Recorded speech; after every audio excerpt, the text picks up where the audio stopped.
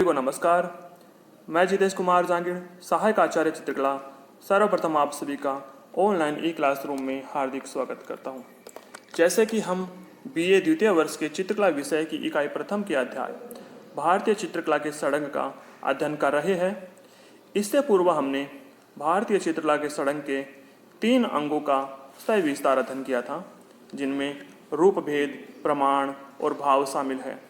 आज हम भारतीय चित्रकला के षडंग के चौथे अंग लावण्य योजना का सविस्तार अध्ययन करेंगे। लावण्य, जैसा कि लावण्य से अर्थ है सुंदरता, मधुरता, कांति या चमक। यह सभी लावण्य के ही पर्याय है। किसी भी चित्र में लावण्य योजना का होना अति आवश्यक है। यदि किसी चित्र में लावण्य योजना समाहित है तो वह चित्र किसी भी दर्शक को आकर्षित करेगा। तो एक विशेष प्रकार का जो आकर्षण चित्र में बनता है वो लावण्य योजना से ही बनता है। आपके सामने एक मूर्ति शिल्प प्रस्तुत कर रहा हूँ।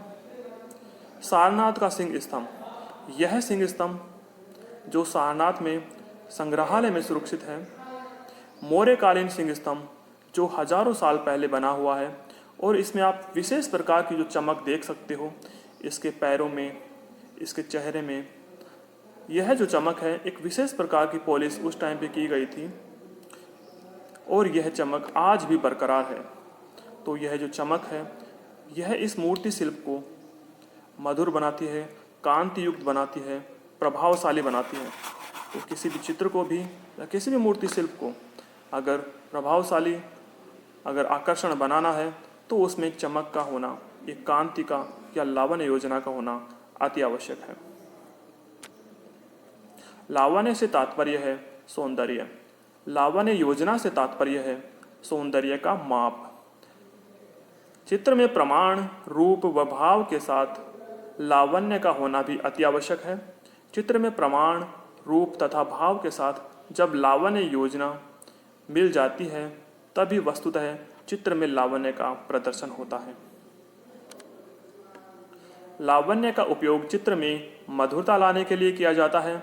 लावण्य योजना का यह अंग कला के अप्रत्यक्ष मानों से संबंध रखता है।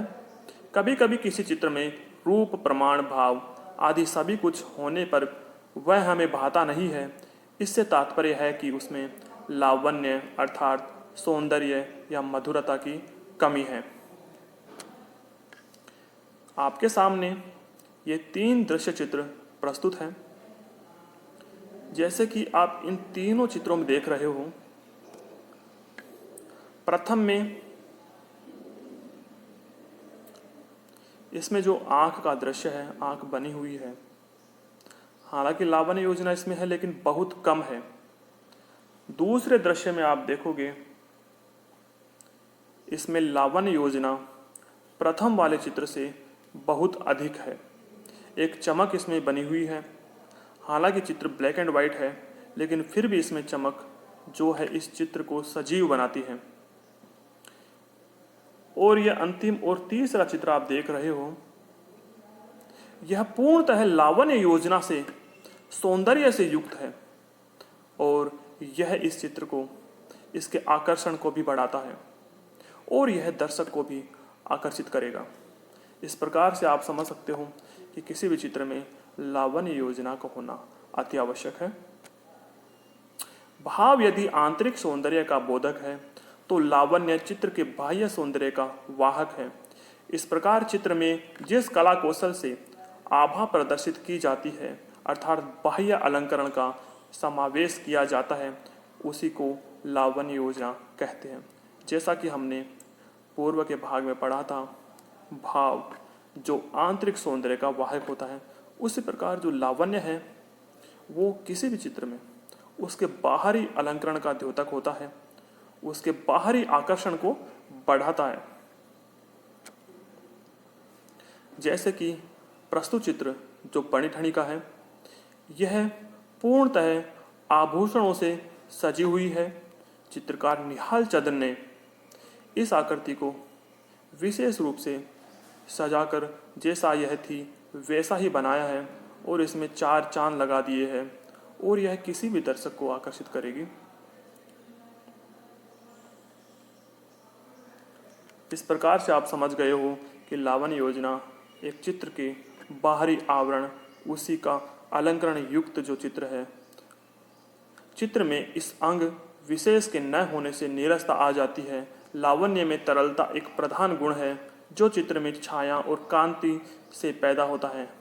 इस लावण्य की सहायता से चित्र निर्जीव होकर भी सजीव दिखाई देता है।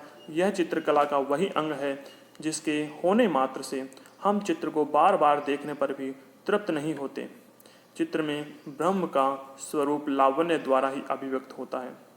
इस चित्र में अगर ये तत्व होता है तो उस चित्र को हम देखते ही रहते हैं। एक विशेष प्रकार का उसमें रस होता है, एक माधुर्य होता है जो हमें उससे कनेक्ट रखता है, उस दृश्य से हमें जोड़े रखता है।